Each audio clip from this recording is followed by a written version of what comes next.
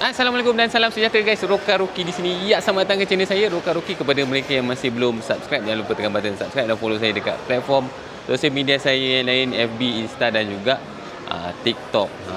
So hari ni kita dekat IOI Mall Putrajaya sebab kita nak tengok motosikal ni guys. Honda XADV 750. Ini premium punya skuter.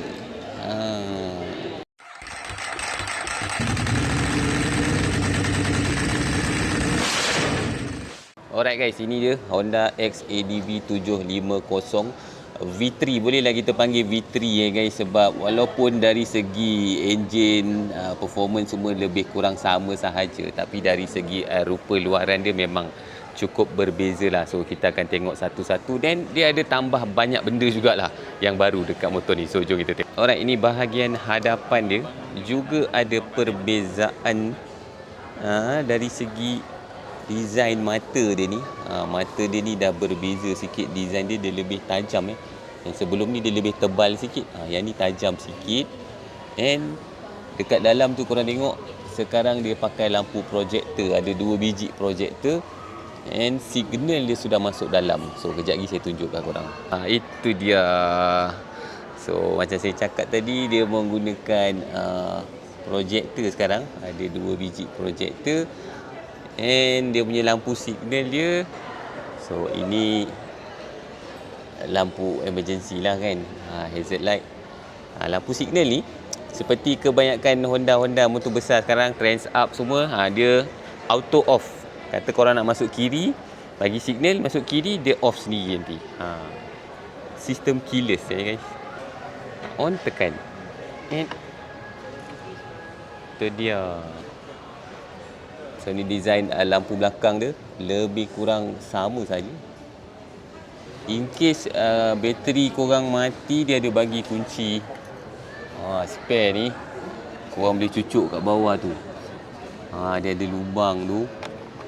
Tu dia. So korang boleh cucuk kat situ menggunakan kunci spare tu, and bolehlah buka kompartmen and tukar bateri.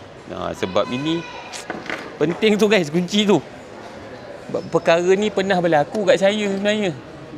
Pernah berlaku. Bateri habis, tak boleh buka kompartmen. So XADV 750 V3 ni masih dikuasakan dengan enjin yang sama, parallel twin, 745cc, single overhead cam yang menghasilkan kuasa sekitar 57 horsepower macam tu. And dia menggunakan sistem transmisi DCT guys. And orang kata DCT kali ni dia dah improve. Boleh auto, boleh manual. Macam ni kat sini, korang boleh tukar. Korang nak auto ke, korang nak manual ke. Ni neutral lah. Boleh tukar kat sini. And gear dia boleh tukar dekat sini guys. Ni minus, tolak gear. And ini plus, masuk gear. Alright, ini button ni nak buka dia punya fuel tank dengan seat dia. So ni buka, itu dia. Tank dia 13.2 liter. Petrol boleh masuk. Ini buka seat dia guys. Tekan. Sangat mudah guys. Tekan-tekan button sahaja. And nak tutup dia pun tak perlu tekan-tekan dah. Just macam tu je dia dah lock. Mantap. Cap ni boleh letak dekat sini guys. Sangkut je. Alamak. Betul lah. Dia kadang-kadang benda-benda simple-simple ni yang buat kita rasa best. Kadang kan? tak share benda tu. Betul lah.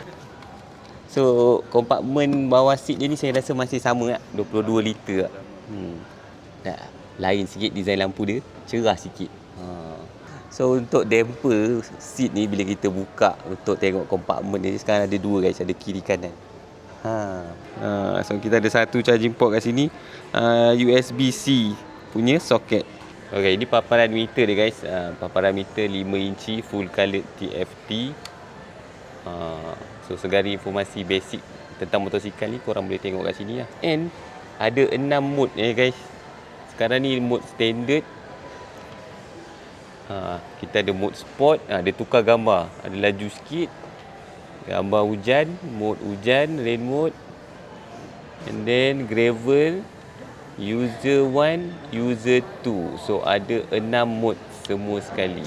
So kat sini korang boleh adjust untuk user 1 dengan user 2 tu lah. Kita boleh adjust power level, engine braking, D untuk revving, T untuk traction control, dan ABS korang boleh letak ABS on road ataupun ABS off road.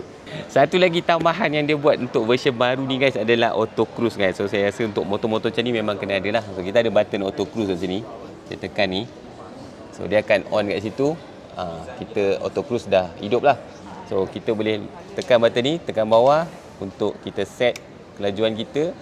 Ataupun kalau kita tengah bawa biasa tu, kita tekan restore ke atas ni, dia akan kembali kepada first kita set tadi. So auto cruise dah ada guys. Dia datang dengan lever guard ni ataupun hand guard ni. And dekat sebelah kanan ni kita ada kompartmen kecil. And kompartmen kecil ni sekarang sangat mudah untuk kita buka. Dan juga tutup balik. Dulu orang nak tutup susah. So sekarang mudah tutup. Di kebanyakan skuter kita ada platform kaki ni. Platform kaki ni memang daripada V1 sampailah ke V3 ni memang selesa lah guys. Saya dah bawa, memang best. Design exhaust dia saya rasa daripada dulu lebih kurang sama lah. Maybe ada perubahan estetik dari segi rupa sikit-sikit, tapi secara overall lebih kurang sama. And bunyi dia saya rasa hampir semua orang pun dah tahu lah bunyi XADV ni macam mana. Sistem brake hadapan dia menggunakan 2 disk kiri kanan. Caliper daripada Nissin, 4 port radial. And seperti yang korang tengok ni, dia menggunakan rim jejari ni. Ini tubeless guys. 17 inci depan, 15 inci belakang. Sistem suspension hadapan dia menggunakan USD fork. Itu dia punya monoshock kat belakang dia menggunakan rolling swing arm dia.